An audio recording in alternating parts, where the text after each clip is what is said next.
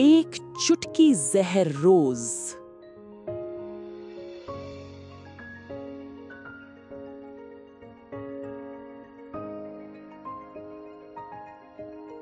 कोमल एक मासूम और सुंदर युवती थी।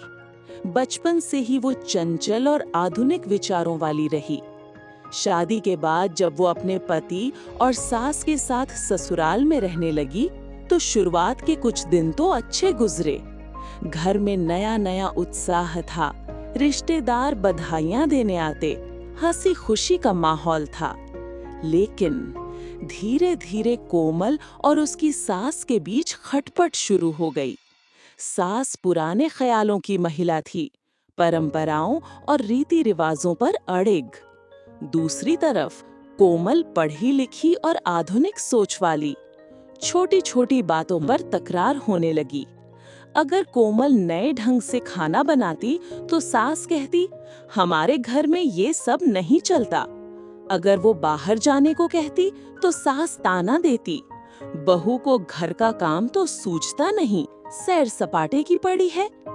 दिन महीने में बदल गए, साल बीत गया, लेकिन झगड़े की आग ठंडी नहीं हुई। सास अपनी टीका टिप्पणी से बाज नहीं आती और कोमल भी जवाब देने से पीछे नहीं हटती। घर का माहौल कड़वाहट से भर गया। अब हालत ये हो गई कि कोमल अपनी सास को सहन ही नहीं कर पा रही थी। सबसे ज्यादा दर्द उसे तब होता जब रिश्तेदारों और पड़ोसियों के सामने उसे अपनी सास का सम्मान करना पड़ता, जबकि अंदर से वो उनसे घृणा करती थी। एक दिन फिर झगड़ा हुआ। पति ने भी मां का पक्ष लिया। आहत होकर कोमल मायके चली आई। आंखों में आंसू, दिल में गुस्सा लिए उसने अपने पिता से कहा, पिताजी, अब मैं उस औरत के साथ नहीं रह सकती। आप मुझे कोई ऐसा जहर दे दीजिए कि मैं उसे धीरे धीरे खत्म कर दूं, वरना मैं अब ससुराल लौटकर नहीं जाऊंगी। पिता, जो आयुर्वेद के डॉक्टर थे, बेटी की व्यथा सुनकर चुप हो गए। उन्होंने समझाया, बेटी, अगर तुम ऐसा करोगी तो पकड़ी जाओगी। कानून तुम्हें और मुझे दोनों को सजा देगा। लेकिन कोमल अड़ी रही, नहीं पिताजी, आपको मुझे जहर देना ही होगा। अब मैं किसी भी हालत में उसका चेहरा नहीं देख सकती। पिता ने गहरी सांस ली और कहा, ठीक है, पर मेरी एक शर्त है। जैसे मैं कहूँगा वैसे ही करना होगा।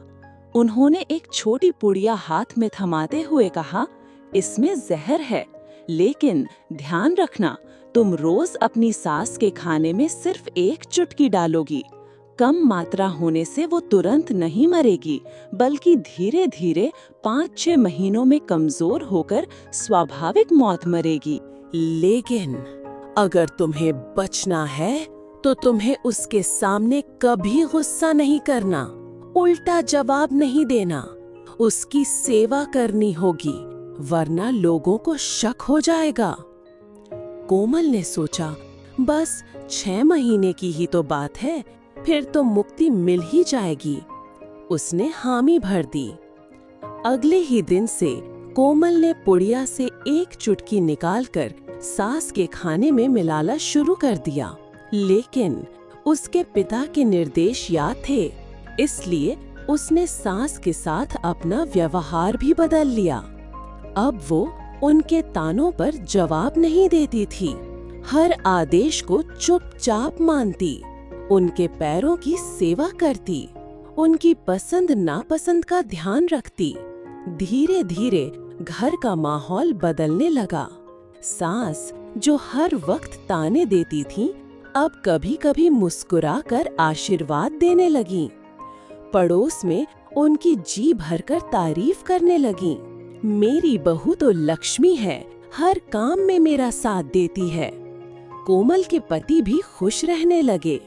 4 महीने गुजर गए। कोमल रोज सास को जहर देती रही, लेकिन अब उसकी नजर में वही सास, जो पहले दुश्मन सी लगती थी, माँ जैसी लगने लगी। सास रात को सोने से पहले बहू से बातें किए बिना चैन से सो नहीं पाती। कभी उसके लिए नए कपड़े सिलवाती, कभी रिश्तेदारों के सामने उसकी तारीफ करती। धीरे धीरे कोमल का दिल बदलने लगा।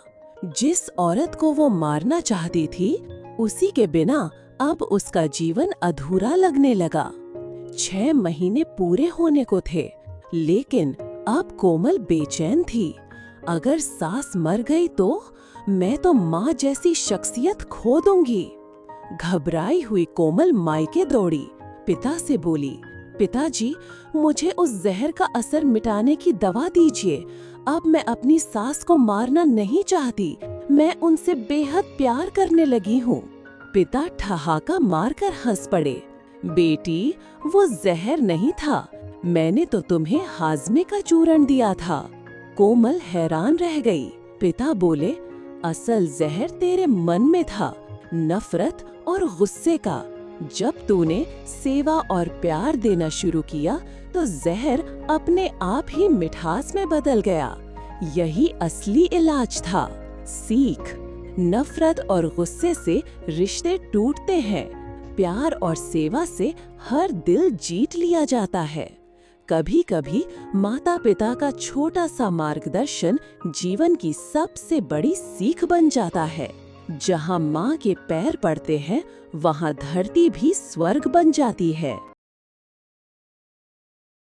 कहानी अच्छी लगी तो कहानी को लाइक, कमेंट और शेयर करें, और चैनल पर नए हैं तो चैनल को सब्सक्राइब करें और बेल आइकॉन को जरूर प्रेस करें, जिससे कि हमारे आने वाले हर नई कहानी का नोटिफिकेशन आपको मिलता रहे। वीडियो देखने के लिए आप सभी का बहुत बहुत धन्यवाद।